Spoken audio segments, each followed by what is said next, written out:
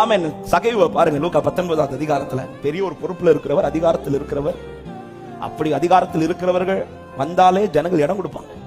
ஆனா இங்க இவனுக்கு இடமே கிடைக்காது. ஏன்னா சுத்தி இருக்கிறவங்க பேசுற வார்த்தை என்னன்னா இவன் பாவி. அதனால சகை ஃபர்ஸ்டே டிசைட் பண்ணிட்டாரு, கூட்டத்துக்குள்ள போனா நமக்கு மதிப்பு கிடையாது, தனியா காட்டத்தி மரத்துல ஏறி.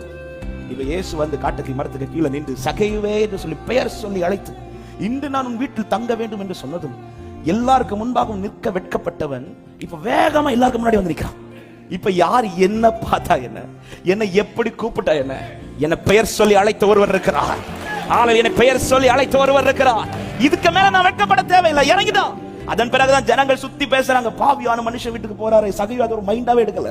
ஏன்னா மொத்த ஜனங்களும் பாவி சொல்லுகிறது நடுவில் ஒருவர் என்னை பெயர் சொல்லி அழைத்திருக்கிறார். அநேகர் சொல்லுகிற அவதூறை கேட்டு சொந்து போகிற உள்ளமே, அவர் சொல்லுகிற வார்த்தையை கேட்டு முன்னாடி போய்கொண்டே இரு.